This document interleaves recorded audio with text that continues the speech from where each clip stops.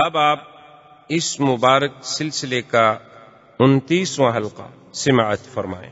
اور بعض علماء فرماتے ہیں کہ بسم اللہ اس لیے نہیں لکھی گئی کہ مشرکین کی ذلت تھی، ان کی فضیحت تھی، تو اس میں کون سی آگے رحمت کے فیصلے تھے کہ پہلے بسم اللہ الرحمن الرحیم کا اضافہ کیا جائے، آگے تو سارا ان کے ساتھ عذاب تھا۔ اور بعض علماء نے فرمایا کہ نہیں، سورت الانفال اور سورت توبہ چونکہ ایک سورت ہیں تو صحابہ نے فاصلہ تو کر دیا لیکن درمیان میں بسم اللہ نہیں رکھی کہ اگر قیامت میں ایک سورت ہے تو ہم نے اکٹھی لکھ دی ہے، فاصلہ نہیں لکھا، اور اگر یہ دو صورتیں ہیں تو ہم نے الگ الگ تو لکھ دی، فاتحہ بسم اللہ الرحمن الرحیم لکھی گئی۔ تو اللہ نے حکم دیا کہ بھئی ایک تو مشرکین سے برات کا اعلان کرو، دوسرا یہ اعلان کر دو کہ جنت میں بغیر کسی ایمان کے کوئی داخل نہیں ہوگا، تیسرا یہ اعلان کرو کہ اللہ کے کعبے کا کوئی بغیر کپڑوں کے لباس طواف نہیں کرے گا، چوتھا یہ اعلان کر دو کہ اس سال کے بعد کوئی مشرک حج نہیں کرے گا، پانچواں یہ اعلان کر دو کہ جن کے ساتھ ہمارا معاہدہ ہے 1 سال کے لیے 2 سال کے لیے، اس وقت تک تو وہ مکے میں حد حرم میں رہ سکتا ہے، معاہدے کے بعد نہیں رہ سکتا، اور جن کے ساتھ ہمارا معاہدہ نہیں ہے ان کو 4 مہینے کی اجازت ہے، 4 مہینے کے بعد نکل جائے۔ یہ سارے احکام آ گئے، حج کے احکام آ گئے۔ حضور نے حضرت علی کو بلایا رضی اللہ تعالیٰ عنہ، آپ نے فرمایا کہ علی تم ایسا کرو کہ جلدی پہنچو، چونکہ یہ بڑے اہم ضابطے اور اہم اعلانات ہیں، اور عرب کا عادت ہے کہ یا تو بادشاہ خود اعلان کرے یا بادشاہ کا کوئی قریبی رشتہ دار اعلان۔ حضرت علی یہ اعلان لے کے چل پڑے، ابھی حضرت ابو بکر راستے میں تھے کہ حضرت علی پہنچ گئے۔ فسلم علی ابی بکر، سلام کیا، ابو بکر نے پوچھا امیر ام مأمور؟ حضرت ابی بکر نے پوچھا کہ حضرت علی آپ کو اللہ کے نبی نے امیر بنا کے بھیجا ہے یا مامور؟ اگر امیر بنا کے بھیجا ہے تو یہ سب کچھ آپ سنبھالے، میں آپ کے تابع ہوں۔ حضرت علی نے عرض کیا کہ یا ابی بکر بل مامور، اللہ کے نبی نے مجھے امیر نہیں بنایا، امیر تو آپ رہیں گے، میں مامور ہوں، لیکن صرف مجھے حکم ملا ہے کہ ان چیزوں کا اعلان جو ہے وہ مکے میں اور مینا میں اور عرفات میں تم نے کرنا ہے۔ تو حضرت ابو بکر رضی اللہ تعالیٰ عنہ تشریف لے آئے۔ جب آپ عرفات میں، مینا میں، مزدلفہ میں، مکے میں خطبہ پڑھ لیتے تو فرماتے کہ حضرت علی اب اعلان کرو۔ حضرت علی کھڑے ہو جاتے کہ اللہ يدخل الجنت الا نفس مؤمنہ، ایمان کے بغیر کوئی جنت میں داخل نہیں ہو سکتا۔ اللہ يطوف بالبیت عریان، آج کے بعد کوئی آدمی بغیر کپڑوں کے کعبے کا طواف نہیں کر سکتا۔ اللہ يدخل المشرکون فی المسجد الحرام، اور پھر کوئی مشرک جو ہے اس مدت گزرنے کے بعد مسجد الحرام میں بھی داخل نہیں ہو سکتا، اور جن کے ساتھ معاہدہ کیا ہے اسلام نے وہ معاہدے کی مدت پوری ہوگی، اور جن کے ساتھ معاہدہ نہیں ہے ان کو 4 مہینے کی مہلت ہے کہ وہ اللہ کا حرم چھوڑ کے چلے جائیں۔ حضرت علی فرماتے ہیں کہ میں نے گلی گلی، خیمہ خیمہ، کوچا کوچا اعلان کیا، فحت صوتی، حتیٰ کہ میری آواز جو تھی وہ بھی بیٹھ گئی۔ تو حضرت ابی بکر صدیق رضی اللہ تعالیٰ عنہ کی قیادت میں، اور خدا کی قدرت ہے کہ یہ ایک قسم کا اشارہ بھی تھا کہ سب سے پہلا حج ہے، پہلی ذمہ داری ہے، اور اس کا امیر کون بن رہے ہیں؟ سیدنا ابی بکر رضی اللہ تعالیٰ۔ اچھا، اور خدا کی شان ہے کہ ان کے وزیر کون بن رہے ہیں؟ حضرت علی رضی اللہ تعالیٰ عنہ، تاکہ قیامت تک یہ جھگڑا ہی ختم ہو جائے جو بعد میں فرق باطلہ نے جھگڑا بنایا کہ حضرت علی کو خلیفہ بننا چاہیے تھا، حضرت علی کو خلیفہ بننا چاہیے تھا۔ اللہ کے بندے، پھر تو وہ نبی کی خلافت نہ ہوئی، کوئی شہنشاہیت ہو گئی کہ باپ کے بعد بیٹا بیٹھ جائے۔ یہ تو اللہ کے ہاں نبوت ہے، نبوت ہے، نبوت کی خلافت ہے، اس میں تو یہ ضروری نہیں ہوتا کہ بیٹا ہو۔ اگر یہ تقرب ہی دیکھنا تھا پھر سب سے زیادہ حقدار تو بی بی فاطمہ تھی جو حضور صلی اللہ علیہ وسلم کی بیٹی تھی۔ تو اس لیے اللہ تبارک و تعالیٰ کی ہر چیز میں حکمت ہے۔ اس سال حضور صلی اللہ علیہ وسلم بذات ہی تشریف نہ لے گئے، حضرت ابو بکر صدیق رضی اللہ تعالیٰ عنہ واپس آ گئے، اور بڑے بڑے قبائل جو تھے وہ اسلام میں داخل ہونے لگ گئے۔ زندگی باقی تو بات باقی۔ والسلام علیکم ورحمۃ اللہ وبرکاتہ۔ برادران اسلام، واجب الاحترام بزرگوں، دوستوں، بھائیوں، عزیز نوجوانوں، سلسلہ سیرت النبی صلی اللہ علیہ وسلم کے دروس میں الحمدللہ کہ ابتدائے آفرینش سے لے کر ہم نے تقریباً غزوہ تبوک تک واقعات جو تھے سیرت کے دہرائے. غزوہ تبوک کی واپسی پر حضور صلی اللہ علیہ وسلم نے ایک تو راستے میں 14 منافقین کے نام جو تھے وہ حضرت حذیفہ کو بتلا دیے، اور دوسرا حضور صلی اللہ علیہ وسلم جب مدینہ منورہ میں پہنچے تو مسجد زرار جو بنی تھی منافقین کی سازش سے، جسے بنی عامر ایک شخص تھے، یہودی تھا، جس نے منافقین مدینہ سے رابطہ کیا کہ اب مسلمانوں کی قوت سے براہ راست کھل کر ٹکر لینا جو ہے وہ بہت مشکل ہے. اب اس کا حل یہ ہے کہ ہم اندرونی طور پر مسلمان کہلا کر، مسلمان بن کر، مسلمانوں میں شامل ہو کر مسلمانوں کو اور اسلام کو ایسے ایسے نقصان پہنچائیں کہ پھر ایک دفعہ ان کی قوت اور شان جو ہے وہ ختم ہو جائے. تو اس کے لیے ہمیں ضروری ہے کہ ہمارے پاس کوئی مرکز ہو. تو تم لوگ مسجد بنا لو اور حضور صلی اللہ علیہ وسلم سے ہی اس کا افتتاح کراؤ، اور میں کچھ عرصے کے بعد پھر اس مسجد میں بطور خطیب اور بطور امام پہنچوں گا، اور پھر میں وہاں بیٹھ کے سازشوں کو کنٹرول کروں گا. اب حضور صلی اللہ علیہ وسلم جب غزوہ تبوک سے واپسی میں تشریف لائے تو آپ نے مالک بن دخشن کو حکم دیا کہ فوراً جوانوں کا ایک دستہ لے کر جاؤ اور مسجد کو توڑ دو.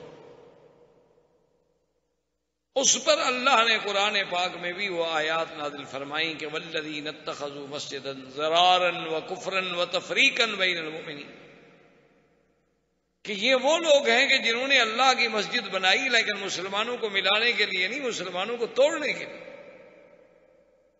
ورنہ اللہ نے جو مساجد بنائی ہیں ان کا مقصد یہ ہے کہ 5 دفعہ آدمی ایک دوسرے سے جڑ جائیں، ہفتے میں پورے محلے کے لوگ جو ہیں جمعہ والے دن جڑ جائیں، اور پورا علاقہ جو ہے وہ عید کے دن پہ جڑ جائے، تاکہ مسلمان ایک دوسرے کے احوال سے باخبر رہیں، ایک دوسرے کے دکھ سکھ میں شریک رہیں، ان میں اجتماعیت پیدا ہو، ان میں اتحاد و اتفاق پیدا ہو، اور 5 دفعہ دن میں ان کو ایک مقام پہ اکٹھا کیا جائے. لیکن انہوں نے تو مسجد بنائی ہے مسلمانوں کو لڑانے کے لیے. یہ تو اللہ اور اللہ کے رسول سے جنگ کرنے کے لیے مسجد کا نمونہ بنا رہے. تو اس سے ہمیں یہ مسئلہ بھی ملا کہ اگر کوئی بندہ نعوذ باللہ اس نیت کے ساتھ مسجد بنائے تو اس کو وہ مسجد کا احترام حاصل نہیں ہو. بہرحال وہ مسجد بھی توڑ دی گئی، اور اس کے فوراً بعد حضور صلی اللہ علیہ وسلم نے مسجد نبوی میں ایک بہت بڑے اجتماع سے خطاب فرمایا، اور اس کے بعد 36 منافق ہیں جن کا حضور نے نام لے لے کے فرمایا کہ اخرج یا فلان، اخرج یا فلان، اخرج یا فلان، کہ فلان تم بھی منافق ہو، نکل جاؤ، تم بھی نکل جاؤ، تم بھی نکل جاؤ. تو یہ منافقوں پر اتنی کاری ضرب لگی کہ پہلے 14 آدمی کا راز پکڑا گیا، 36 آدمیوں کے حضور صلی اللہ علیہ وسلم نے نام لے کر بتلا دیے. مسجد زرار کا منصوبہ بھی ان کا خاک میں مل گیا اور مسجد کو بھی توڑ دیا گیا. تو یہ ایک ایسی ضرب تھی منافقین پر کہ یہود تو پہلے نکل چکے تھے مدینہ منورہ سے، اب جو ان کے بچے کھچے منافقین تھے ان کی بھی کمر ہمیشہ کے لیے ٹوٹ گئی. اور اسی غم کے صدمے آ کر عبداللہ ابن ابی جو منافقوں کا سردار تھا وہ بھی مر گیا. اس نے کہا اب کیا جینا ہے. اور یہ عبداللہ ابن ابی ابن سلول وہ ہے کہ جس کو سرکار دو جہاں صلی اللہ علیہ وسلم جانتے تھے، اور یہ سب سے بڑا یعنی یوں سمجھیں کہ منافقین کا جو ہے وہ سردار تھا، اور یہی وہ آدمی تھا جس نے سیدہ عائشہ رضی اللہ تعالی عنہ پہ تہمت لگائی. یعنی یہ سب سے بڑا خبیث تھا. لیکن جب آپ کو اس کی بیماری کی اطلاع ملی تو حضور عیادت کے لیے بھی تشریف لے گئے، اور حضور نے فرمایا جب یہ مر جائے تو مجھے اطلاع دو. آپ نے اپنا قمیص مبارک بھی دیا اور کہا اس کا جنازہ بھی میں پڑھاؤں گا، اور اس کے بیٹے سے کہا کہ میرے اس قمیص میں اس کو کفن دے دو.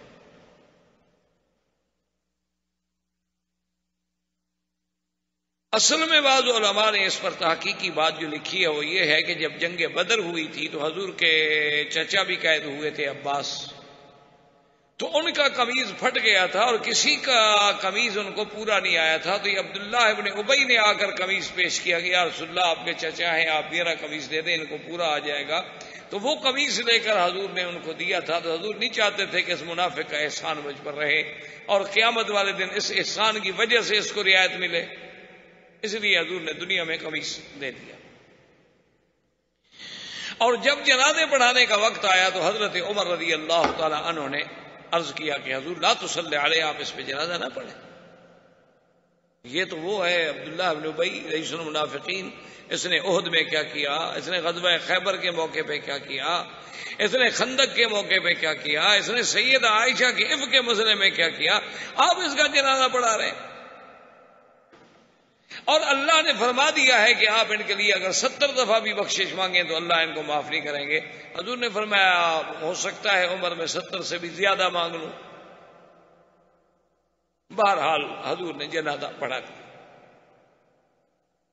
جنازے پڑھانے کے بعد اللہ نے قرآن میں یہ حکم نازل کر دیا کہ وَلَا تُصَلِّ عَلَىٰ أَحَدٍ مِّنْهُمْ مَاتَ أَبَدًا، کہ میرے نبی آئندہ ان کے مرنے پر کسی منافق کے میت پہ جنازہ نہ پڑھائیں، وَلَا تَقُمْ عَلَىٰ قَبْرِهِ، نہ اس کی قبر پہ جائیں، إِنَّهُمْ كَفَرُوا بِاللَّهِ وَرَسُولِهِ، یہ تو اللہ کے بھی دشمن، اللہ کے رسول کے بھی دشمن۔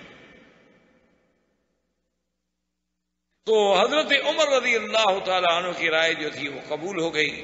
تو یہاں سے علماء نے مسئلہ نکالا کہ آدمی چاہے حضور پاک کا قمیض جو حضور کے بدن مبارک کو لگا ہو، اس سے شان والا کپڑا دنیا میں کون سا ہو سکتا ہے، لیکن اگر اس میں بھی کفن ملے اور آدمی بے ایمان ہو تو کوئی فائدہ نہیں دیتا۔ اسی لیے جیسے کوئی غلاف کعبہ لے جائے، کوئی لکھا ہوا آیت الکرسی کی چادریں ڈال دے، کوئی فائدہ نہیں دیتی جب تک کہ اندر ایمان اور عمل صالح نہ ہو۔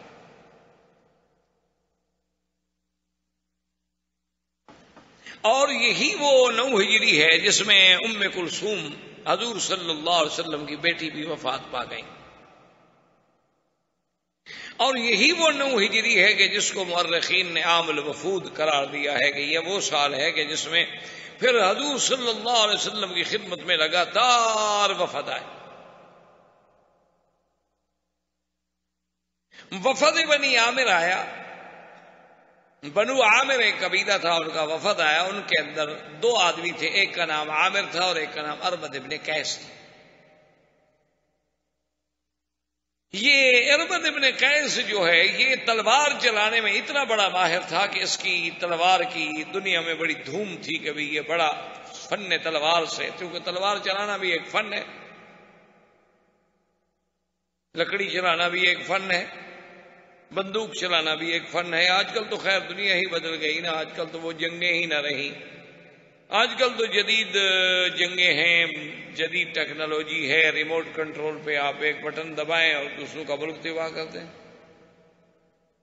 آج کل تو کوئی نہ بہادر ہے نہ بزدل ہے، آج کل تو جدید وسائل و آلات کی جس کے پاس فراہمی ہے وہ طاقتور ہے اور نہیں ہے تو کمزور ہے۔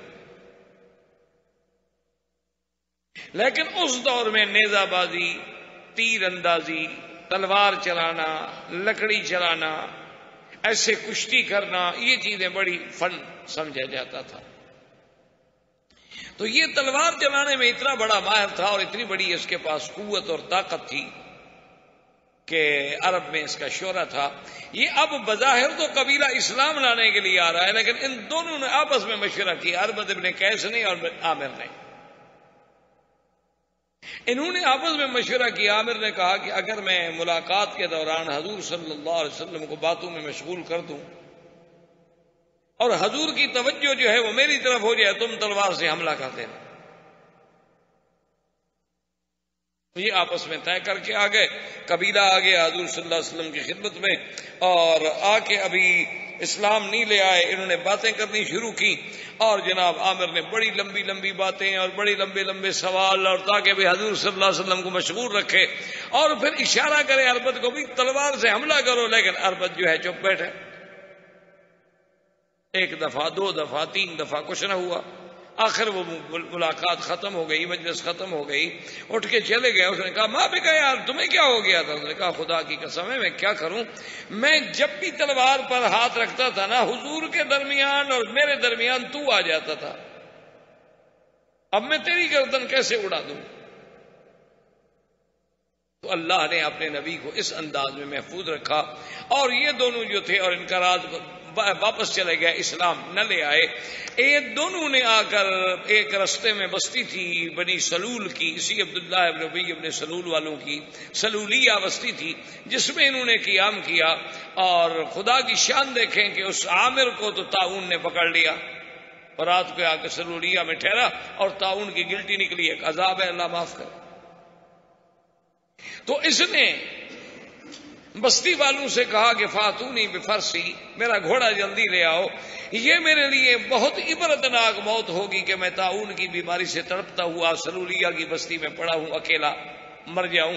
چلو میں گھوڑے پہ بیٹھ کے یہاں سے تو نکل جاؤں نا، لیکن اب گھوڑے پہ بیٹھ نہیں سکتا تھا، گرا مر گیا۔ اور یہ عامر کی موت اس طرح آئی۔ اب اربد جو ہے وہ جناب بستی سے نکلا اور گھوڑے کو بھگایا کہ کہیں مجھے بھی طاعون نہ پکڑ لے، میں بھی طاعون کی بیماری میں مبتلا نہ ہو جاؤں۔ آسمان سے بجلی گری اور اس کو جلا کے اسی وقت خاکستر کر گیا، وہ بھی مر گیا۔ اب بنو عامر قبیلے کو پتہ چلا، انہوں نے کہا بھی جن دو سرداروں نے سازش کی تھی ان کو تو اللہ نے سزا دے دی ہے، یہ دلیل ہے کہ اللہ کا نبی سچا نبی ہے۔ وہ سارے کا سارا قبیلہ واپس آ کے مسلمان ہو گیا۔ ان کے بعد وفد آیا بنو قیس کا، بہت بڑا معروف قبیلہ تھا۔ ان میں ایک ان کے سردار تھے احنف ابن قیس۔ جب یہ قبیلہ مدینہ منورہ میں پہنچا تو قبیلے والے تو جناب فوراً دوڑے سیدھے حضور کی خدمت میں، جینا یا رسول اللہ، جینا یا رسول اللہ، اسلمنا یا رسول اللہ، سلام اور اسلام اور ساری باتیں اسلام لے آئے۔ لیکن احنف ابن قیس جو تھے وہ مدینہ منورہ میں اپنے ایک دوست کے مکان پہ گئے، وہاں جا کے سامان اتارا، وہاں جا کے اپنا غسل فرمایا، کپڑے تبدیل کیے، خوشبو لگائی اور تیار ہو کر حضور کی خدمت میں حاضر ہوئے۔ حضور بہت خوش ہوئے۔ حضور نے فرمایا ھذا رجل فیہ الحلم والانا، کہ یہ بندہ ہے جس کے اندر حلم ہے، حوصلہ ہے، صبر ہے۔ انہوں نے کہا اصول، اسی لیے علماء نے یہ بھی مسئلہ نکالا ہے کہ جب آپ مدینہ منورہ جائیں تو جلدی نہ کریں، بلکہ آپ نے جہاں ٹھہرنا ہے وہاں جائیں، سامان رکھیں، اطمینان کے ساتھ غسل کریں، اپنا لباس بدلیں، بدن میں کپڑوں میں خوشبو لگائیں، اور انتہائی ادب اور احترام کے ساتھ حضور صلی اللہ علیہ وسلم کے روضہ مبارک پہ حاضر ہوں، کیونکہ یہ طریقہ حضور کو بڑا پسند ہے۔ اور جب مسجد میں حاضر ہوں تو یہ بھی یاد رکھیں کہ سب سے پہلے آپ 2 رکعت تحیت المسجد ادا کریں۔ افضل تو یہ ہوتا ہے کہ ریاض الجنت میں موقع مل جائے، ورنہ جہاں مسجد میں مل جائے، کیونکہ بعض اوقات وہاں آدمی نہیں پہنچ سکتا یا اتنا رش ہے کہ جگہ نہیں ملتی، چونکہ اللہ کا حق جو ہے وہ نبی کے حق پہ مقدم ہوتا ہے۔ اور نماز پڑھنے کے بعد درود شریف پڑھتے ہوئے اتنے ادب کے ساتھ چلیں کہ آپ کے اپنے پاؤں کی آواز بھی پیدا نہ ہو۔ یہ نہیں کہ بس ایسے بھاگ رہا ہے اور شور کر رہا ہے، اور ایک دوسرے کو دوست پوچھ رہے ہیں آپ کس ہوٹل میں ہیں یار، اچھا اور یار ٹھہرو میں سلام پڑھ کے ابھی آتا۔ یہ تو گستاخی ہے اور بے ادبی ہے۔ وہاں حاضری کے اصول ہیں، اس کے آداب ہیں کہ بالکل خاشعن خاضعن۔ یہاں کے بہت بڑے عالم تھے، اللہ ان کی قبر پہ رحمت فرمائے، اور رئیس القضاء اعلیٰ بھی رہے پھر وہ، جن کے بیٹے آج کل امام حرم بھی ہیں شیخ صالح، تو ان کے والد جو تھے بن حمید بہت بڑے عالم تھے، بہت بڑے علماء میں تھے، جیسے شیخ عبدالعزیز بن باز، اللہ ان کی قبروں پہ کروڑوں رحمتیں فرمائے۔ اچھا خدا کی شان ہے کہ دونوں نابینا تھے، وہ بھی نابینا تھے، وہ بھی نابینا تھے، لیکن علم پر اتنا عبور تھا ان لوگوں کو، کوئی مسئلہ پوچھو تو اس کی جزیات تک بھی یاد تھی، اور پھر ہر مسئلے پر دلیل میں کوئی نہ کوئی حدیث مبارک بھی دماغ میں تھی۔ اتنا بڑا علم بہت کم لوگوں کو نصیب ہوتا ہے، گہرائی علم کے اندر، گہرائی۔ اور اگر کسی مخالف نے بھی دلیل کے ساتھ کوئی بات کی ہے تو اس کو قبول کرنا، یہ بڑے لوگوں کی بات ہوتی ہے، ہر آدمی اس مقام پہ نہیں پہنچ سکتا۔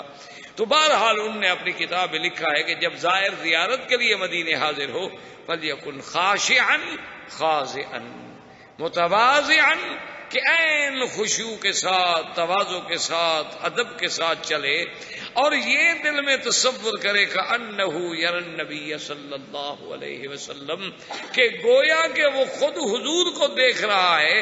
اگر حضور کی زندگی میں حاضر ہوتا اور حضور سامنے موجود ہوتے تو میں کس طرح کھڑا ہوتا، کس طرح آتا، میں کتنا ادب اور احترام کرتا، وہی احترام بدستور باقی رکھے۔ تو بہرحال حضور صلی اللہ علیہ وسلم بڑے خوش ہوئے، اور احنف ابن قیس بھی مسلمان ہو گیا، بنو قیس بھی مسلمان ہو گیا۔ اس کے بعد قبیلہ بنو حنیفہ، یہ یمامہ کے قبیلہ، یمامہ کا علاقہ ہے ریاض کے قرب میں، نجد کے علاقوں میں ایک جگہ ہے یمامہ، وہاں اب بھی بنی حنیفہ ہیں۔ یہ بنو حنیفہ جو ہے یہ بہت بڑا قبیلہ تھا، اور ان کا وہ سردار تھا مسیلمۃ بن الکذاب۔ اچھا، یہ قبیلہ بھی اسلام لانے کے لیے آیا، لیکن مسلمہ مدینے سے باہر رک گیا، اس نے کہا میں نہیں جاتا۔ جو اسلام لانے کے لیے آ گئے، اسلام لے آئے، حضور نے ان کو ہدایہ دیے، جائزے دیے، کچھ نہ کچھ چیز دی، کیونکہ اسلام میں یہ بھی حکم ہے کہ اگر کوئی آدمی باہر سے تمہارے دین میں آتا ہے تو اس کے تالیف قلب کے لیے ضروری ہے کہ اس کے ساتھ کچھ مدارات کرو، کیونکہ ایک دوسرے کو ہدیہ دینے سے محبتوں میں اضافہ ہوتا ہے۔ یہ ضروری نہیں ہوتا کہ ہدیہ قیمتی ہو، ہدیہ ہدیہ ہوتا۔ حضور صلی اللہ علیہ وسلم نے جب سب کو ہدایہ دی تو انہوں نے کہا کہ حضور مسلمہ بھی آیا تو ہے، لیکن وہ ابھی مدینے نہیں آیا، اس کے لیے بھی ہدیہ دیا آپ نے، اس کے لیے بھی دے دیے۔ جب یہ قبیلہ واپس آیا تو مسلمہ کہنے لگا کہ اچھا، اللہ کے نبی نے مجھے بھی ہدیہ دیا ہے۔ انہوں نے کہا ہاں۔ انہوں نے کہا یہ عجیب بات ہے، ابھی میں تو مدینہ دیکھنا بھی نہیں چاہتا، میں حضور کو ملنا بھی نہیں چاہتا، اور انہوں نے مجھے ہدیہ دیا ہے، تو ٹھیک ہے چلو۔ اس نے کہا کہ اچھا میں اپنا آدمی بھیجتا ہوں۔ انہوں نے کہا کہ یا محمد صلی اللہ علیہ وسلم، میں مسلمان ہونا چاہتا ہوں لیکن میری ایک شرط ہے۔ کیا شرط ہے؟ اس نے کہا جی بات یہ ہے کہ میں آپ کا کلمہ پڑھتا ہوں، اسلام لے آتا ہوں، لیکن آپ کے بعد جو خلافت ہوگی وہ مجھے ملے گی۔ حضور صلی اللہ علیہ وسلم کے ہاتھ میں ایک چھوٹی سی لکڑی تھی۔ حضور نے فرمایا کہ اس مسلمہ کو جا کے کہہ دو کہ یہ لکڑی بھی اگر چاہو تو میں تمہیں دینے کے لیے تیار نہیں ہوں، تم میرے بعد خلافت مانگتے ہو۔ یہ اچھا اسلام ہے جو کسی شرط کتاب ہے کہ جی پیسے دو گے تو میں مسلمان ہوں، نہیں دو گے تو میں مسلمان نہیں۔ یہ کون سا اسلام ہوا بھائی؟ ایسے اسلام کی اللہ کو کوئی ضرورت نہیں۔ حضور نے فرمایا مجھے تمہارے اسلام کی کوئی ضرورت نہیں ہے، تم نے جو کچھ کرنا ہے جا کے کرو۔ اور اسی اثنا میں حضور نے خواب دیکھا۔ سرکار دو جہاں رحمت للعالمین صلی اللہ علیہ وسلم نے خواب دیکھا کہ میرے ہاتھ میں سونے کے دو کنگن ہیں، اور میں نے ان کو پھونک ماری تو وہ دونوں کنگن اڑ گئے۔ حضور صلی اللہ علیہ وسلم نے صحابہ کے سامنے یہ خواب رکھا تو صحابہ نے کہا حضور ہمیں تو سمجھ نہیں آیا، اس خواب کی تعبیر کیا ہے؟ آپ نے فرمایا اس کی تعبیر یہ ہے کہ دو جھوٹے آدمی پیدا ہوں گے جو نبوت کا دعویٰ کریں گے، لیکن اللہ تبارک و تعالیٰ کی رحمت سے اللہ پاک ان کی قوت کو ختم کر دیں گے، جیسے پھونک سے چیز اڑ گئی ہے وہ بھی اڑ جائے۔ اور یہ انہی میں سے ایک مسیلمۃ بن الکذاب تھا اور ایک اسود انسی تھا۔ مسیلمۃ بن الکذاب یمامہ میں پیدا ہوا اور اسود الانسی جو تھا وہ یمن میں پیدا ہوا، جنہوں نے نبوت کا دعویٰ کیا کہ ہم بھی نبی ہیں اور ہم پر بھی اللہ کی وحی آتی۔ اور پھر سیدنا ابو بکر رضی اللہ تعالی عنہ کے زمانے میں مقابلہ ہوا، اور سیدنا ابو بکر صدیق رضی اللہ تعالی عنہ کی فوجوں نے مسیلمۃ بن الکذاب کو شکست دی، مرتد قتل ہوا، اور اس کا فتنہ نبوت جو تھا وہ ختم ہوا۔ لیکن اسی طرح یہ فتنے پیدا ہوتے رہیں گے، کیونکہ حضور نے خود فرمایا تھا ثلاثون دجالون کذابون، 30 جھوٹے پیدا ہوں گے، کلہم یزعم انہ نبی الا لا نبی بعدی، وہ سب دعویٰ کریں گے کہ ہم نبی ہیں، حالانکہ میرے بعد تو اللہ نے نبوت کا دروازہ دروازہ ہی بند کر دیا ہے. لا نبی بعدہ ولا رسول بعدہ ولا معصوم بعدہ. جیسے آپ کے ہندوستان میں مرزا غلام احمد قادیانی پنجاب میں مسیلمہ کذاب وہاں پیدا ہوا، جیسے اس نے بھی یہاں ادعائے نبوت کیا، اور پھر وہ قادیان میں، پھر جناب پاکستان میں آ گئے، پھر ربے میں آ گئے. اللہ نے بہرحال ان کو ہر جگہ رسوا و ذلیل کیا کہ وہ اب پاکستان سے بھی نکالے گئے، اور پوری دنیا کے عالم اسلام کے علماء نے متفق علیہ ان پر کفر کا فتویٰ دیا. اب وہ جناب یہاں سے بھاگ کے پھر لندن میں، چونکہ اصل نبی تو انہوں نے بنایا تھا، اصل مرزا کو جب نبوت ملی تھی تو بنانے والے تو انگریز تھے، بنانے والے وہی تھے. مسلمانوں کو لڑانے کے لیے نبوت کا فتنہ کھڑا کیا تھا. تو اب پھر ان کی گود میں چلا گیا کہ جناب ہم ہر جگہ سے مار کھا کے پھر حضور کے دربار میں حاضر ہوئے ہیں، اب پھر آپ ہماری حفاظت کریں. اب اس نے پھر وہاں ڈیرا لگایا ہے. لیکن اللہ کا شکر ہے کہ حضور کے پروانے وہاں بھی مقابلے کے لیے پہنچ رہے.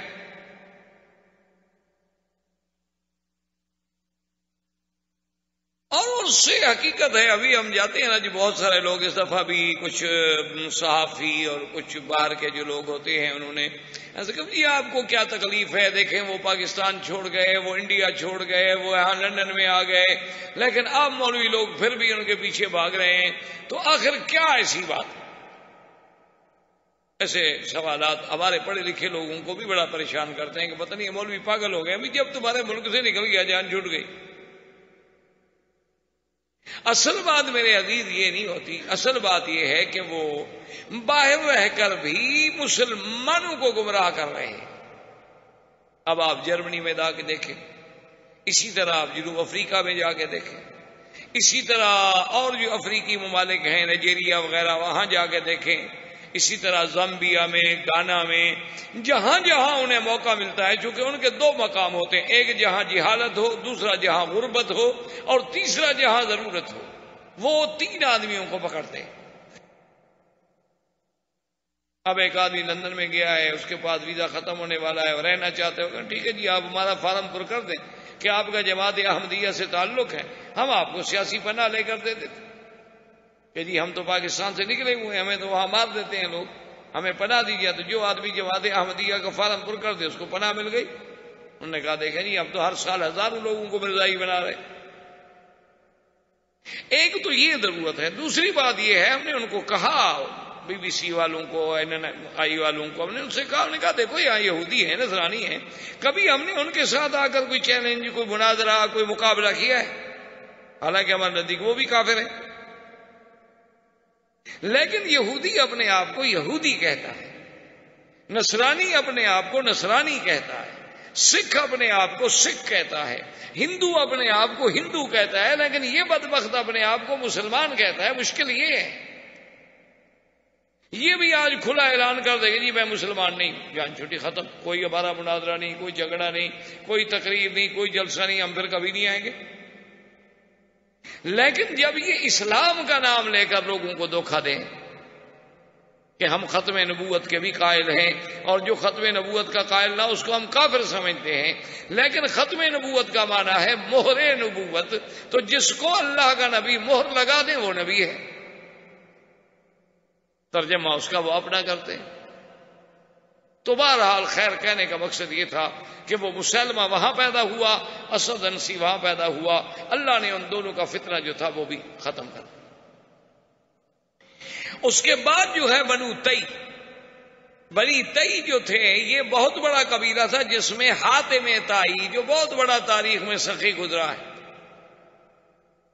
یہ اسی تائی قبیلے کا سردار تھا حاتم. اس قبیلے پہ حملہ ہوا تو تائی جو تھے وہ گرفتار ہوئے، جس میں حاتم کی بیٹی بھی گرفتار ہوئی.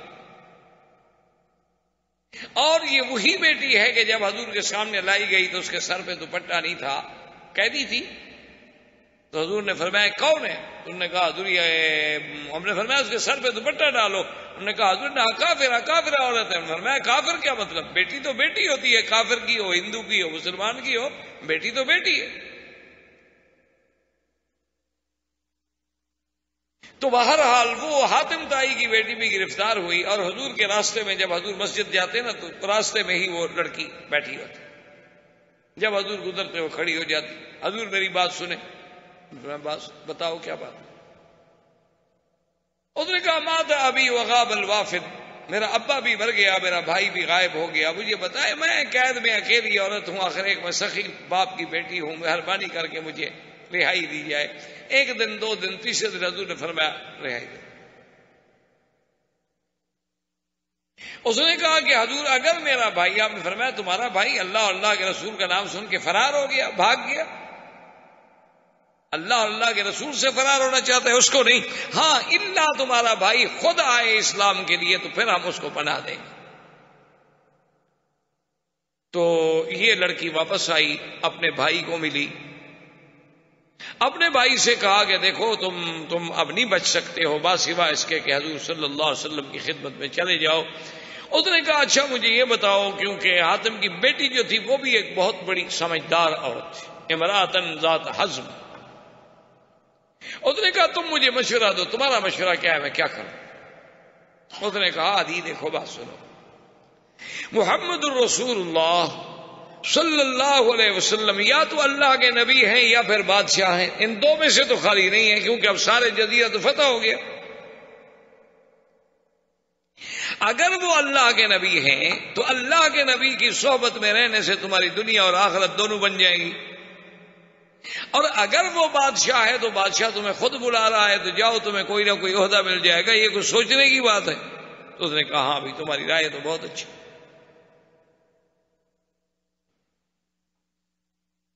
عدی آیا مدینہ منورہ میں، حضور صلی اللہ علیہ وسلم نے بڑا احترام کیا، آخر ایک بڑے باپ کا بیٹا تھا، اور سخی انسان جو ہے وہ اللہ کو بڑا محبوب ہوتا ہے۔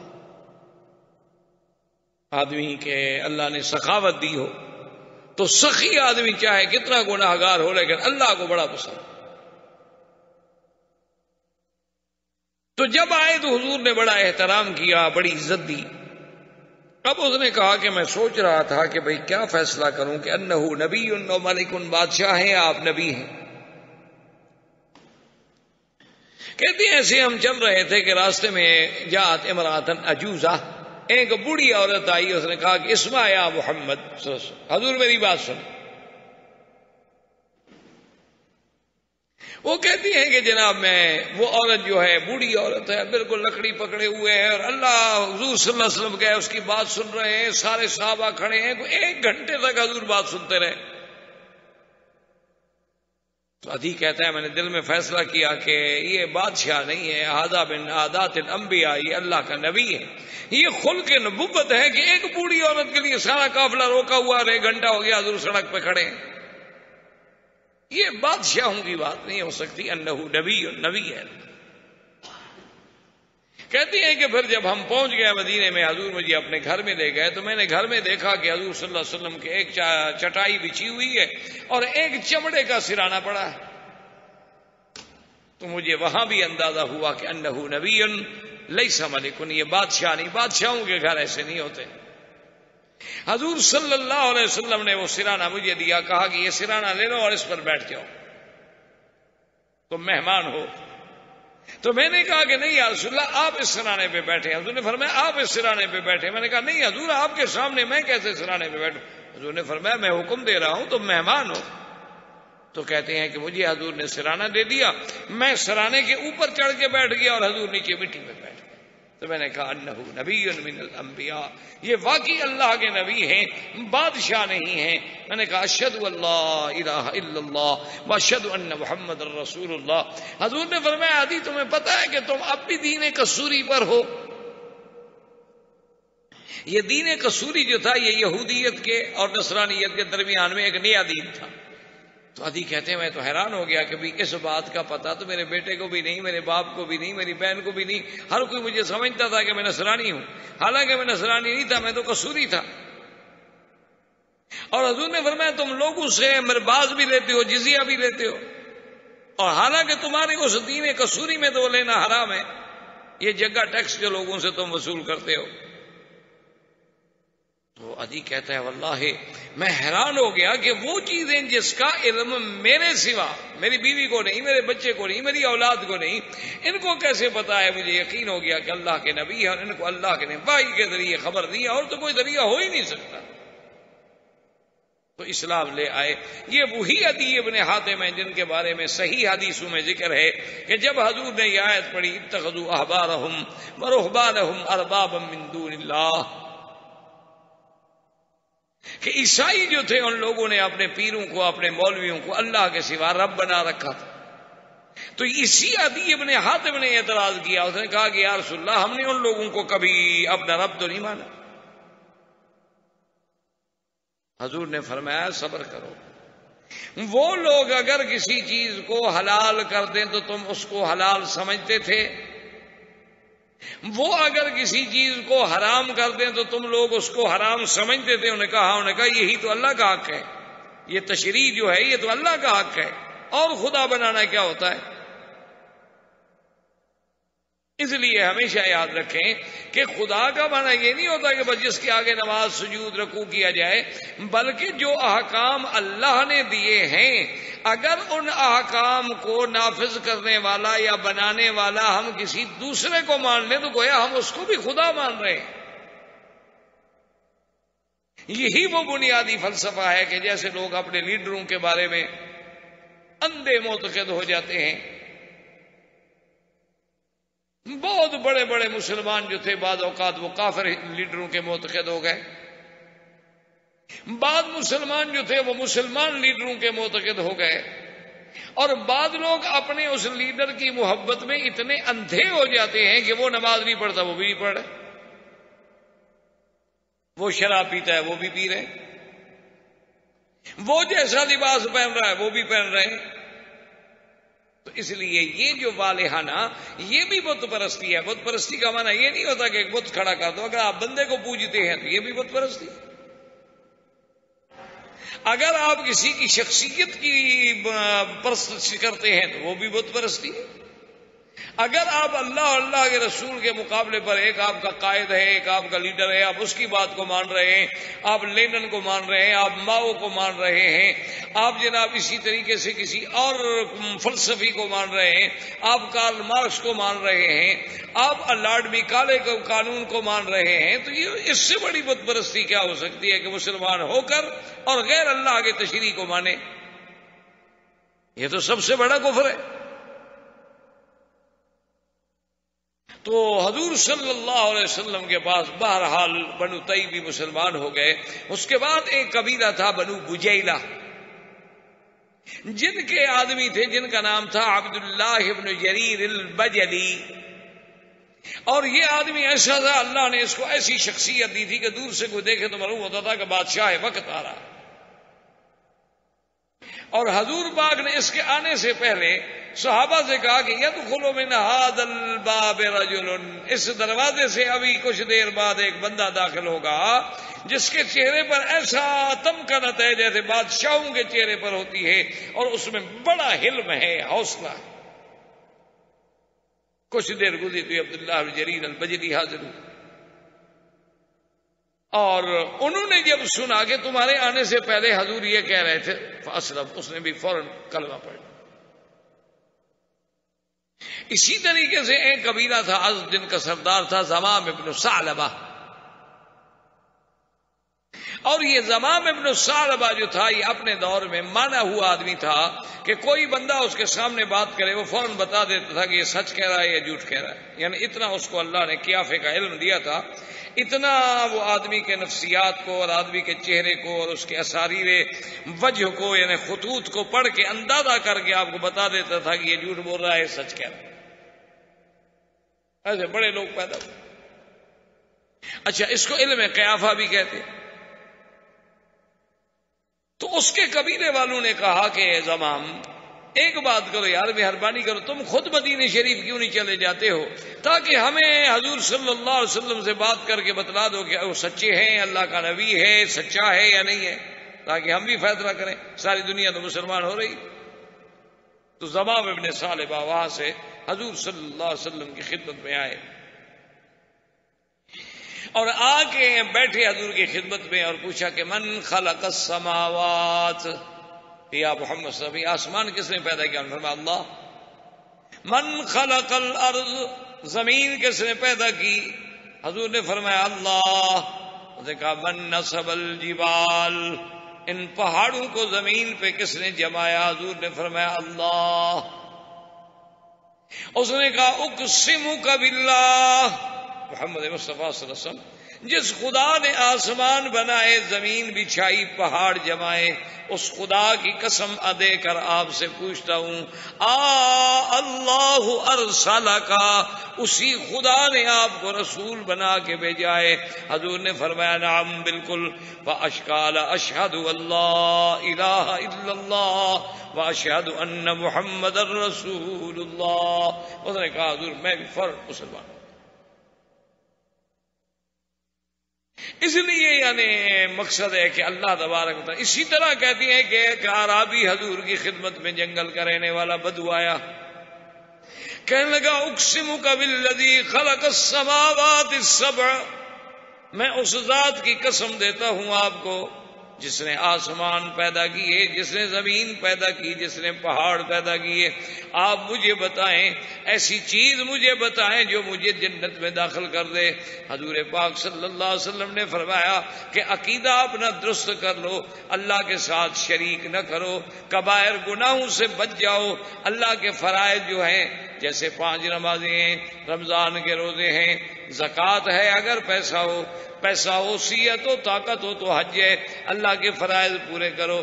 کہنے لگا واللہ لا ازیدہ ولا انقص، کہنے لگا محمد عربی صلی اللہ علیہ وسلم آپ نے جو کچھ بتلا دیا ہے اس پہ میں نہ زیادہ کروں گا نہ تھوڑا کروں گا، اس پہ میں ہمیشہ قائم رہوں گا۔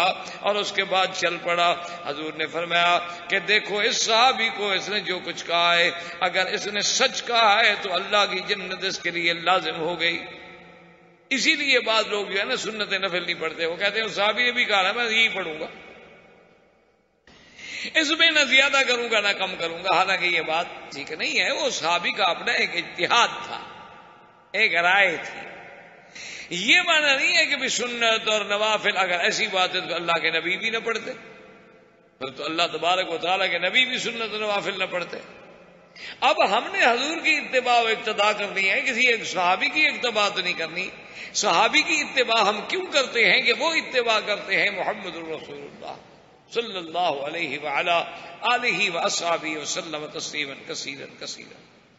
تو بہرحال یہ زمام ابن ثعلبہ بھی مسلمان ہو گیا، بنو حنیفہ بھی مسلمان ہو گئے، بنو عامر بھی مسلمان ہو گئے، بنو قیس بھی مسلمان ہو گئے۔ اسی لیے اس سنہ کو 9 ہجری کو کہا گیا عام الوفود۔ یہ وہ سال ہے کہ جس میں وفد کے وفد دھڑا دھڑ آ رہے ہیں اور اسلام لا رہے ہیں۔ اب اللہ نے قرآن نازل کیا اذا جاء نصر اللہ والفتح ورأیت الناس يدخلون في دين الله أفواجا فسبح بحمد ربك واستغفره إنه كان توابا۔ اللہ نے فرمایا جب آ گئی اللہ کی مدد، آ گئی فتح اور داخل ہوئے دین میں فوجوں کی فوجیں۔ جب یہ آیت اتری تو حضرت ابن عباس رونے لگ گئے۔ صحابہ نے پوچھا کیا بات ہے؟ انہوں نے کہا اس آیت میں اشارہ ہے کہ حضور کی وفات قریب آ گئی، کیوں دین پورا ہو گیا۔ اب تھوڑا سا اب پیچھے جا کے اپنے نظروں کو دہرائیں کہ صلح حدیبیہ پر جب حضور نے صلح کی تھی اور اللہ نے فرمایا تھا انا فتحنا لک فتحا مبینا، اللہ نے اس کو فتح مبین قرار دیا تھا صلح حدیبیہ کو۔ وجہ کیا تھی کہ صلح حدیبیہ میں صرف 1400 آدمی کا لشکر تھا، لیکن 2 سال کے بعد 4500 کا لشکر تھا، اور غزوہ حنین اور غزوہ مکہ کے موقع پر 10,000 کا لشکر تھا۔ اور اب جناب 10 ہجری میں جب حضور نے حج کا اعلان کیا تو 1 لاکھ کا لشکر حج پہ تیار ہوا۔ یہ دروازہ کھل گیا نا، فتح مبین ہو۔ اسلام نے ایسے تو نہیں کہہ دیا فتح مبین، فتح مانا ہوتا ہے کھولنا، یعنی حضور کے آگے، اسلام کے آگے جو رکاوٹیں تھیں وہ کھل گئیں۔ اللہ نے ایسی فتوحات دی اب حضور نے اعلان فرمایا کہ جس شخص نے حج کرنا ہے وہ حج پہ چلے. تو اب 1,00,000 انسانوں کا قافلہ حج پہ چل رہا ہے. جو نبی صلی اللہ علیہ وسلم کبھی مکے سے نکلے تھے تو ایک ابو بکر تھے، ایک غلام تھے، ایک راستہ دکھلانے والا تھا. آج وہی پر نبی صلی اللہ علیہ وسلم مدینے سے جب حج کے لیے چلے تو 1,00,000 لشکر ساتھ ہے. اصل بات یاد رکھو، اسلام یہ چاہتا ہے کہ اس کو موقع ملے بات کرنے کا. اسلام کو جب آپ صحیح معنوں میں پیش کریں گے نا جی، یقین کریں، آج آپ پورے یورپ میں جا کر دیکھ لیں، خدا کی قدرت ہے کہ جہاں جہاں اسلام پہنچ رہا ہے، جہاں جہاں اسلام کی تعلیمات پہنچ رہی ہیں، اس روزانہ یعنی تعداد 10، 20، 50 روز لوگ مسلمان ہو رہے ہیں. جن علاقوں میں آج سے 20 سال پہلے 2 مسجدیں تھیں، آج وہاں 2000 مساجد. وجہ کیا ہے کہ اسلام تو ایک ایسا کامل معنی جامع دین ہے کہ جب اس کو صحیح معنوں میں سمجھایا جائے تو لازمی بات ہے کہ کوئی بھی عقل مند آدمی اس سے انکار نہیں کر سکتا. یہ الگ بات ہے کہ ہم اسلام خود پیشی نہ کر سکیں. ہم نے اسلام کو ایک رسومات کا اور ایک عادات کا مجموعے کا نام دے رکھا ہے. کسی نے تعزیہ نکالا تو اسلام کی علامت ہے، کسی نے میلاد بنا لیا تو اسلام کی علامت ہے. لیکن جو اسلام کے اصل جوہر ہیں، اسلام کے اندر جو موتی ہیں، وہ تو کبھی ہم نے پیش ہی نہیں کی. حضور صلی اللہ علیہ وسلم نے جب تیاری کی حجت، اور آپ کا یاد رکھیں یہ حج ایک ہی ہے، اسی لیے اسی کا نام حجت الوداع. حضور صلی اللہ علیہ وسلم نے عمرے تو 4 کیے، لیکن حج فرض ہونے کے بعد حضور نے جو حج کیا وہ صرف ایک حج ہے. اسی لیے وہ پہلا حج بھی وہی ہے اور آخری حج بھی. اور یہ 10 ہجری کا واقعہ ہے، حالانکہ حج فرض ہوا ہے 8 ہجری. 9 ہجری میں حضور صلی اللہ علیہ وسلم نے حضرت ابو بکر کو امیر حج بنا کے بھیجا، اور پھر حضرت علی رضی اللہ تعالیٰ عنہ کو بھی ان کے ساتھ بھیجا. کیونکہ مشرکین مکہ میں ایک مصیبت تھی، ایک عادت تھی کہ اگر کوئی خاص آرڈر جاری کیا جائے تو یا بادشاہ خود وہ آرڈر نافذ کرے یا اس کا کوئی قریبی رشتہ دار نافذ کرے. اس لیے حضور صلی اللہ علیہ وسلم نے حضرت علی کو بھیجا کہ جا کے اعلان کر دو کہ اللہ يدخل الجنت الا نفس مؤمنہ، کہ ایمان کے بغیر کوئی جنت میں داخل نہیں ہوگا. اللہ یطوف بالبیت عریان، آج کے بعد اللہ کے گھر میں کوئی آدمی بغیر کپڑوں کے طواف نہیں کر سکے گا.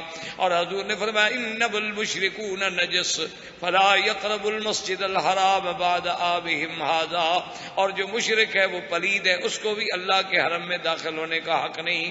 اور اسی طرح حضور نے حکم دیا کہ یا علی، جتنی تماثیل، جتنی بت، جتنی تصویریں ہوں سب کو مٹا دو.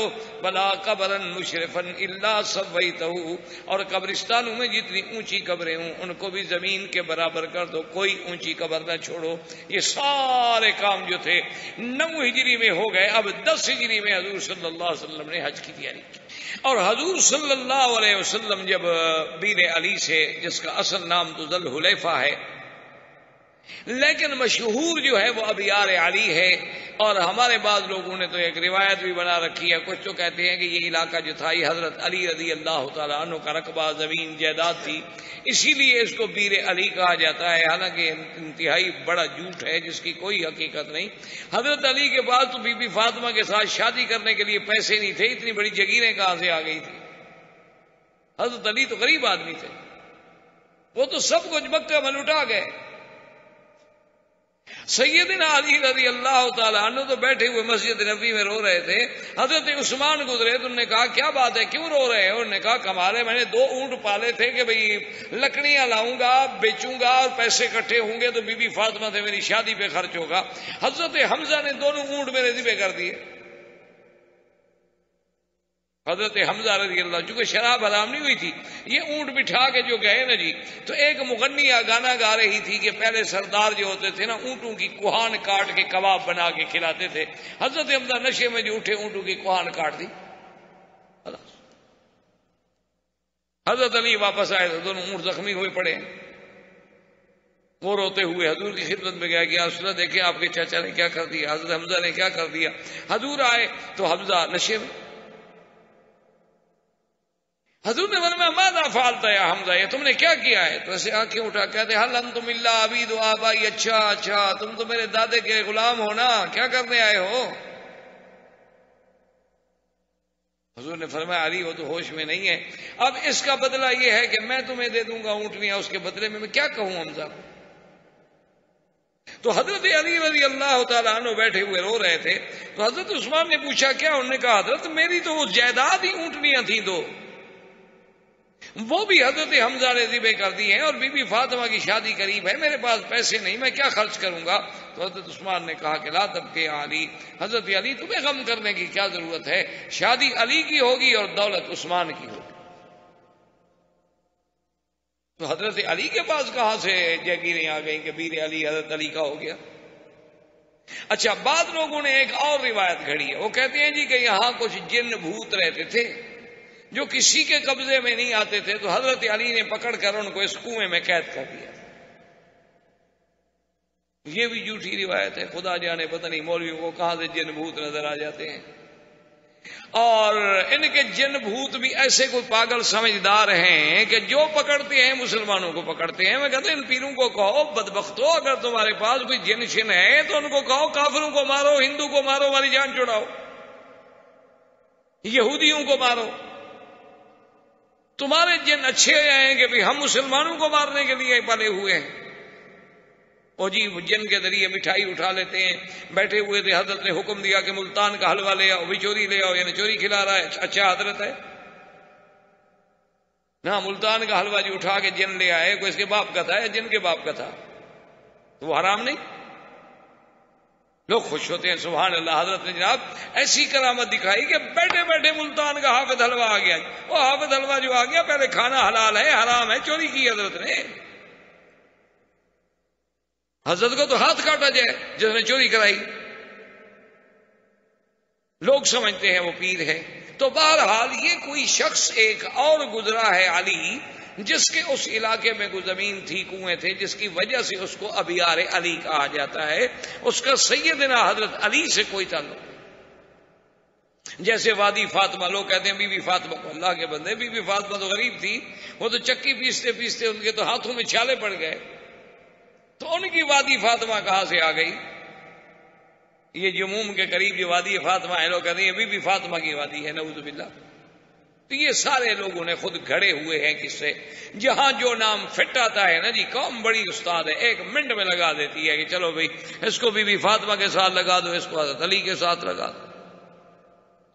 تو حضور صلی اللہ علیہ وسلم جب وہاں تشریف لائے تو آپ نے وہاں سے جو حج کی نیت کی تو وہ حج قران تھا۔ حج قران کا معنی یہ ہوتا ہے کہ آدمی حج اور عمرہ دونوں کی نیت ملا کر کرے، اور مکے میں آ کر اسی احرام، عمرے کے بعد احرام نہیں کھولے گا، احرام میں رہے گا، اسی احرام کے ساتھ حج پہ جائے گا۔ حج کرنے کے بعد کنکریاں مار کے قربانی کر کے سر مڑا کے احرام کھولے گا تو قران ہوگا۔ تبتو کا معنی یہ ہوتا ہے کہ اشہر حج میں آ کر عمرہ کرے، عمرہ کرنے کے بعد احرام کھول دے، پھر 8 ذی الحجہ کو حج کا احرام باندھے، اس کو کہتے ہیں تبتو۔ اور حج افراد یہ ہوتا ہے کہ بھئی نیت ہی صرف حج کی کرے اور احرام ہی صرف حج کا باندھے، اس کے ساتھ عمرہ نہ ہو۔ تو حضور صلی اللہ علیہ وسلم قارن تھے، اسی لیے امام ابو حنیفہ رحمت اللہ علیہ کے نزدیک حج قران جو ہے وہ افضل۔ اس میں البتہ تھوڑا سا اختلاف ہے بعض ائمہ کا۔ بعض ائمہ یہ فرماتے ہیں کہ حج قران کے لیے یہ ضروری ہے کہ بکری ساتھ لائے، سائق الہدی ہونا ضروری ہے۔ اگر اس لیے کہ حضور نے فرمایا تھا کہ جو لوگ بکریاں لائے ہیں وہ تو قران کریں، جو نہیں لائے وہ تمتع کر لیں، تو اس حدیث کو سامنے رکھ کر وہ یہ استدلال کرتے ہیں کہ بھئی اگر تو آپ بکری ساتھ لائے ہیں پھر تو آپ قران کر سکتے ہیں، اگر آپ بکری ساتھ نہیں لائے ہیں تو پھر آپ تمتع کریں، آپ قران کر ہی نہیں سکتے۔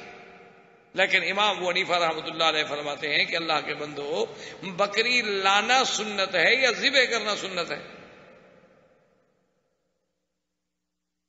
ایک آدمی بکری لے آئے لیکن ذبح نہ کرے، پھر ادا ہو جائے گی؟ نہیں، ایک آدمی بکری لے آیا لیکن اس نے ذبح نہیں کی، تو مقصد یہ ہے کہ اصل تو بکری ذبح کرنا ہوا نا، صرف ساتھ لانا تو نہ ہوا، اور اس دور میں تو ساتھ لانا ممکن تھا۔ اب ہم جب ہوائی جہاز پہ چڑھے تو ہمارے ساتھ کیسے جانور ساتھ آئے؟ اب تو ہمارے بس میں بھی نہیں ہے، ہم معذور ہیں، مجبور ہیں۔ اور حضور تو عمرے میں جب آئے تھے پھر بھی جانور ساتھ لے کے آئے تھے، اب جب آپ عمرے پہ آئے تو پھر بھی آپ جانور ساتھ نہیں لاتے۔ حضور نے جب حدیبیہ میں صلح کی تھی تو آپ کو یاد ہے، آپ نے پڑھا تھا سیرت الرسول میں، کہ جب وہ فیصلہ ہو گیا کفار کے ساتھ، حضور واپس جانے لگے تو آپ نے حکم دیا بھی جانور ذبح کرو۔ تو حضور تو عمرے میں بھی جانور ساتھ لے آئے تھے۔ بہرحال جمیع ائمہ علی الحق والہدی ہیں، اللہ سب پر اپنی کروڑ رحمتیں نازل فرمائے۔ حضور صلی اللہ علیہ وسلم قارن تھے، اور جب مکے میں پہنچے تو حضرت علی رضی اللہ تعالیٰ عنہ یمن سے آئے۔ حضرت علی رضی اللہ تعالیٰ عنہ جب یمن سے پہنچے حضور کی خدمت میں، حضور نے فرمایا کہ علی تم نے کیا احرام باندھا بھائی، قران کا، تمتع کا یا افراد کا؟ تو حضرت علی نے کہا کہ یا رسول اللہ میں تو جانور بھی لایا ہوں، آپ کے لیے بھی لایا ہوں قربانی کے جانور، اور اپنے لیے بھی لایا ہوں۔ میں جب میقات پہ آیا، یمن کے رستے سے میقات پہ پہنچا تو میں نے کہا کہ یا اللہ چونکہ مجھے تو پتہ ہے نہیں کہ تیرے نبی کی کیا نیت ہے، تو جو تیرے نبی کی نیت وہی میری نیت، تو میں نے تو یہ ارادہ کر لیا تھا، میں نے خود تو کوئی فیصلہ نہیں کیا۔ تو آپ نے فرمایا کہ ٹھیک ہے، جب تم جانور بھی لائے ہو اور تمہاری نیت بھی وہی ہے جو میں نے کی ہے تو میں تو قارن ہوں، تو لہذا تم بھی قارن۔ اب اسی مسئلے پر تھوڑا سا آپ غور کر لیں کہ بڑا ہمارے نوجوان لوگوں کے ذہن میں ہوتا ہے نا، دیکھو جی ایک امام یہ کہتا ہے اور ایک امام یہ کہتا ہے، اور دیکھو جی لوگ کہتے ہیں حنفی، شافعی، مالکی، حنبلی، اور یہ بات ہے، کیسے ان لوگوں نے مسئلے بنا لیے ہیں۔ حالانکہ یاد رکھو کہ حضور نے تو حج ایک کیا، لیکن حج کی قسمیں 3 بن گئی۔ اور پھر امام ابو حنیفہ رحمۃ اللہ علیہ کے نزدیک حج قران افضل ہے، امام احمد بن حنبل رحمۃ اللہ علیہ کے نزدیک تمتع افضل ہے، امام شافعی رحمۃ اللہ علیہ کے نزدیک حج مفرد افضل ہے۔ اس لیے لوگ کہتے ہیں دیکھو جی حضور نے تو ایک حج کیا اور مولویوں نے حج کی قسمیں بھی بنا لی، اور وہ کہتا ہے وہ افضل ہے، وہ کہتا ہے وہ افضل ہے۔ حالانکہ اگر اللہ کے دین کے ساتھ تھوڑا سا تعلق ہو تو کوئی مشکل بات نہیں۔ امام ابو حنیفہ رحمۃ اللہ علیہ کیوں کہتے ہیں قران افضل ہے؟ وہ کہتے ہیں کہ حضور کا اپنا حج تو قران ہے نا، تو حضور جب افضل ہیں تو حضور کا ایک ہی حج ہے، اللہ ان سے افضل حج کروائیں گے، تو لازم بات ہے کہ قران افضل ہے۔ حضور نے فرمایا مکے میں آنے کے بعد صحابہ سے کہ بھئی جن لوگوں کے پاس قربانی کا جانور نہ ہو عمرہ کر کے احرام کھول دے۔ صحابہ نے آگے عرض کیا، انہوں نے کہا یا رسول اللہ آج 4 ذی الحج ہے اور 8 ذی الحج کو ہم نے مینا جانا ہے، یوم الترویہ ہے، اگر ہم احرام کھول دیں گے تو لازمی بات ہے کہ انسان کی توجہ پھر بیوی کی طرف ہوتی ہے، خواہشات کی طرف ہوتی ہے۔ تو یہ حضور نے فرمایا کیا کر رہے ہو؟ اگر مجھے پتا ہوتا تو میں بھی جانور ساتھ نہ لے آتا تو میں بھی تمتع کرتا، اور اگر اللہ نے مجھے پھر نصیب کیا تو میں بھی تمتع کروں گا۔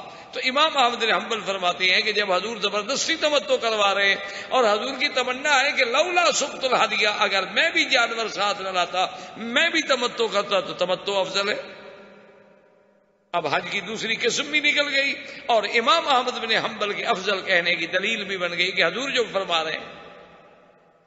امام شافعی رحمۃ اللہ علیہ فرماتے ہیں کہ نہیں جناب اپنا مفرد افضل ہے۔ ان سے پوچھا کہ امام صاحب آپ مفرد، انہوں نے کہا اللہ نے حج فرض کیا ہے کہ عمرہ بھی فرض کیا ہے؟ انہوں نے کہا فرض کیا ہے کہ للہ علی الناس حج البیت من استطاع الیہ سبیلا، اللہ نے حج فرض کیا ہے، باقی عمرہ تو اس کے ساتھ لوازمات ہیں کہ موقع مل جائے تمتع کر لو، موقع مل جائے قران کر لو، موقع مل جائے صرف حج کر لو، لیکن اصل فرضیت تو حج کی ہے، لہذا افضل حج مفرد ہے۔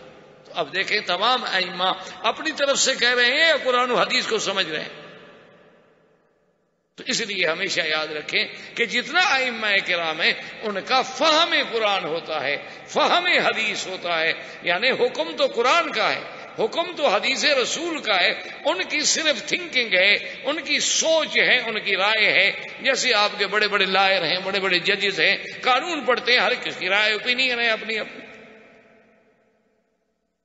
تو اس میں کوئی جھگڑا نہیں ہوتا، کوئی خلاف نہیں ہوتا، کوئی اختلاف نہیں ہوتا، صرف تم کو دین میں اختلاف نظر آتا ہے، کیونکہ ادھر آنے کو جی نہیں چاہتا نا، تو اب جان کیسے چھڑائیں؟ وہ دیکھو جی ایک مولوی یہ کہتا ہے اور ایک مولوی وہ کہتا ہے۔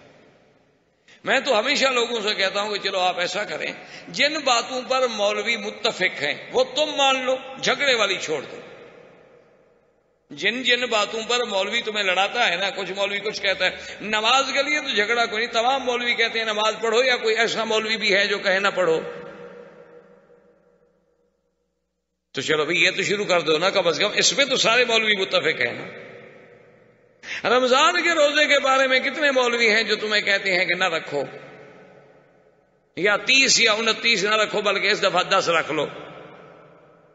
کوئی ایک مولوی دکھاؤ جس نے اختلاف کیا ہو۔ اچھا اگر تم صاحب دولت ہو تو حج کے بارے میں ایک مولوی دکھاؤ جو کہے جی حج نہ کرو۔ اچھا ایک مولوی مجھے دکھاؤ چاہے وہ خود داڑھی منڈاتا ہو لیکن کسی کو کہے کہ داڑھی منڈاؤ۔ ایک مولوی پیدا کر دو کسی پارٹی کا، بریلوی ہو دیوبندی ہو، بس ٹھیک ہے میں تمہارے ساتھ ہوں، میں اس کی بات میں مان لوں گا، میں نرم آدمی ہوں، میں جھگڑا نہیں کروں گا۔ تو جن مسئلوں پر مولویوں میں اختلاف نہیں ہے، سارے مولوی ایک ہی بات کہہ رہے ہیں، اس پر تو تم چلنا شروع کر دو، اور جن پر اختلاف ہے ان کو رہنے دو، وہ بعد میں حل کر لیں گے۔ جیسے وہ شیعہ کہتے ہیں نا جی کہ ہمارا قرآن جو ہے غار میں ہے اور 70 گز لمبا ہے، انہوں نے کہا اللہ کے بندے ہم سے یہ آدھے گز والا نہیں پڑھا جاتا، تم 70 گز والا چھپا کے بیٹھے ہوئے ہو، وہ اگر آ گیا تو پتہ نہیں اس پہ کون عمل کرے گا۔ تو ہم نے کہا شیعہ سے بھی آپ کا ہمارا جھگڑا ختم، ہم آپ کو اسٹامپ پہ کورٹ میں جا کے لکھ دیتے ہیں کہ جب تمہارا قرآن آئے گا ہم اس پر عمل کریں گے، اور جب تک وہ نہیں آتا تم ہمارے قرآن پر عمل کر لو۔ تو وہ اس پر بھی نہیں آتے، اب اس کا کیا کیا جائے؟ چونکہ وہ قرآن ہو تو آئے نا، وہ تو ہے نہیں، اس نے تو آنا نہیں، کیسے لکھ دیں؟ آدمی تو سمجھدار ہے۔ تو بہرحال میرے کہنے کا مقصد یہ ہے کہ یہ کوئی بات بھی امام یا علماء خود نہیں بناتے، الا وہ جو بالکل پٹڑی سے ہٹے ہوئے ہیں، وہ پھر علماء بھی نہیں، وہ تو باطل ہیں، اہل باطل ہیں، فرق ضالہ ہیں، ان کو تو عالم کہنے کا حق ہی نہیں۔ عالم تو وہ ہوگا جو نبی کا وارث ہوگا، العلماء ورثۃ الانبیاء۔ جو انگریز کا وارث ہو وہ کیسے عالم ہو سکتا ہے بھائی؟ وہ تو ظالم ہو سکتا ہے۔ اس لیے حضور صلی اللہ علیہ وسلم حج پہ تشریف لے آئے، اور یوم الترویہ کہتے ہیں 8 تاریخ کو۔ ترویہ کیوں کہتے ہیں؟ چونکہ مینا میں پانی نہیں تھا، تو اس وقت لوگ اپنے اونٹوں کو پانی پلا لیتے تھے اور برتن بھر لیتے تھے اور مشکیزیں بھر لیتے تھے، بھی مینا میں جو رہنا ہے 2-3 دن پانی کا کیا کریں گے؟ تو اس لیے اس کا نام بن گیا یوم الترویہ۔ حضور صلی اللہ علیہ وسلم مینا تشریف لے گئے، اور 9 تاریخ کو حضور صلی اللہ علیہ وسلم مینا سے روانہ ہوئے۔ تو اب سارے مکے والے بھی، صحابہ بھی حیران تھے، پریشان تھے کہ دیکھیں اب کیا ہوتا ہے، چونکہ قریش مکہ جو تھے وہ مزدلفہ میں ٹھہر جاتے تھے، وہ عرفات نہیں جاتے تھے۔ کیوں؟ انہوں نے اپنا ایک مسئلہ خود نکال لیا، انہوں نے کہا کہ نحن اہل الحرم، انہوں نے کہا بھی ہم تو حرم کے مجاور ہیں، حرم کے لوگ ہیں، ہم مزدلفہ سے آگے جائیں گے تو پھر تو حرم سے نکل گئے نا، ہم عرفات تو حرم سے باہر ہے نا، لہذا ہم حج کریں گے اور کریں گے حرم کے اندر، بس ہم تو آگے جاتے نہیں۔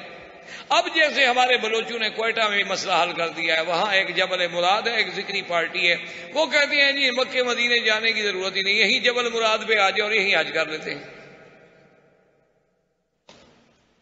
اور کچھ لوگ پیدا ہوئے ہیں ماشاءاللہ، وہ کہتے ہیں ہم جنت میں بھی نہیں جاتے، چلو وہ کہتے ہیں جی ہم جنت میں بھی نہیں، اللہ کے بندے جنت میں کیوں نہیں جاتے؟ وہ کہتے ہیں ہمیں کافی ہیں بغداد کی گلیاں، ہمیں جنت جانے کی ضرورت ہی نہیں، ہمیں تو بغداد میں بھی جلس جائے۔ میں نے کہا ایسا ذرا دیر کرو، صدام کے بعد جانا،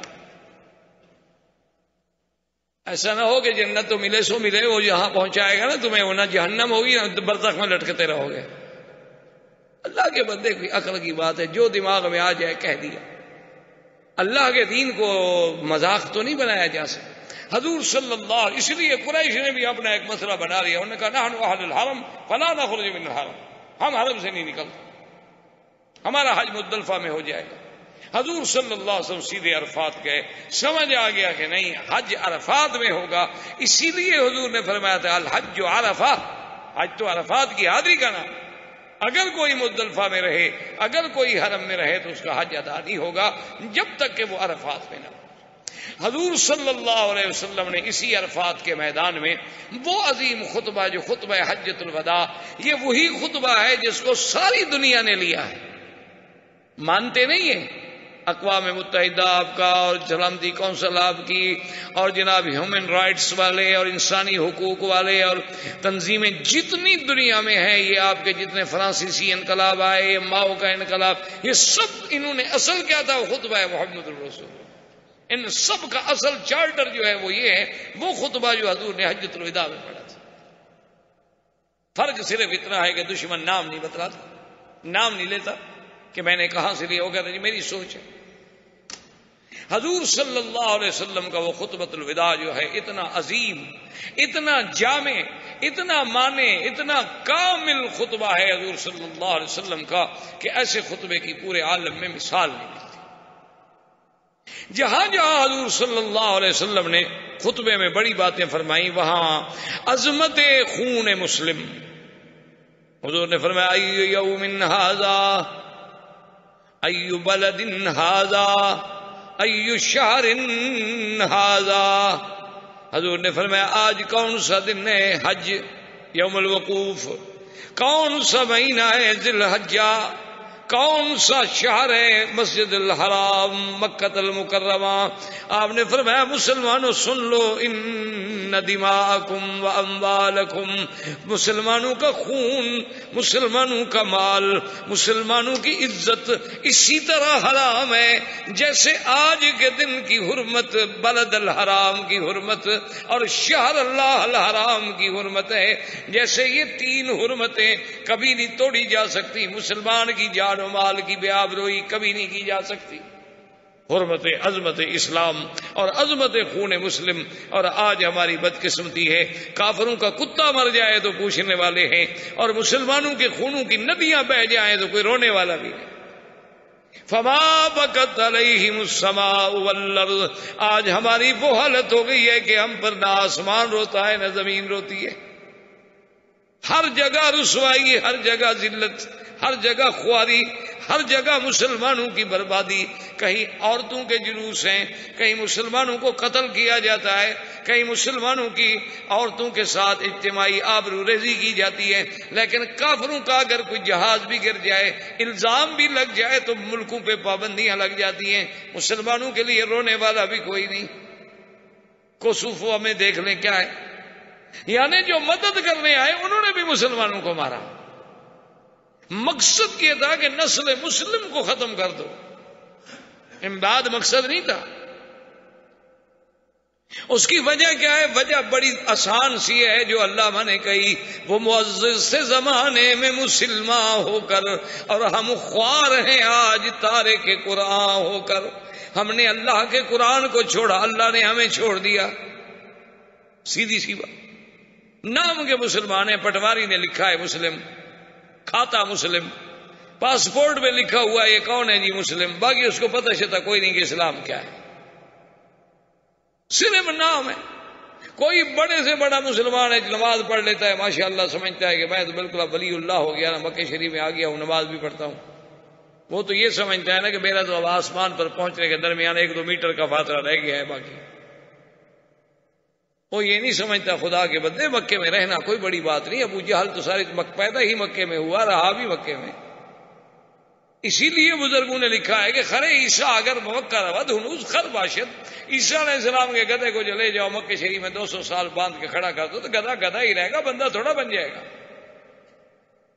اصل بات جو ہے کہ دیکھیں حضور کتنی عزت کے فرمایا، جیسے بلد الحرام، شہر اللہ الحرام، مسجد الحرام، یوم الحرام، اس کی حرمت ہے. اسی طرح ان دماءکم و اموالکم حرام. اور اس کے بعد حضور پاک صلی اللہ علیہ وسلم نے فرمایا لا فضل لعربی علی عجمی. خبردار کسی عربی کو اجمی پہ فضیلت نہیں، ولا لاحمر علی اسود، کسی گورے کو کالے پہ فضیلت نہیں. یہ سارے عنصریت کی جنگیں ہیں، قومیت کی جنگیں ہیں کہ نحن الفرائنا ونحن فلاں ونحن فلاں. اسلام نے تو ختم کی. یہ بت ہیں، بت سب سے بڑے بت ہیں یہ. قومیت، لسانیت، وطنیت، صوبائیت، ان سب کو جب تک نہیں توڑو گے اسلام نہیں آئے گا۔ حضور صلی اللہ علیہ وسلم نے اعلان کر دیا کہ خبردار کسی گورے کو کالے پہ، عربی کو اجمی، الا بالتقوی، اصل فضیلت تقوی کے ساتھ ہے۔ جو جتنا بڑا متقی ہوگا اتنا اللہ کے ہاں اس کی شان ہوگی۔ اور حضور نے فرمایا کہ یا ایھا الناس، لوگوں سن لو، آج کے بعد ربا حرام، سود حرام۔ اور فرمایا اول ربا العباس موضوع تحت قدمی ھذا، فرمایا یاد رکھو کہ آج میں سود کو اپنے پاؤں کے نیچے کچل رہا ہوں، اور سب سے پہلے میرے چاچا عباس کا جو سود ہے، میں اعلان کرتا ہوں کہ کوئی بندہ سود نہ دے، اصل قرض واپس کرے۔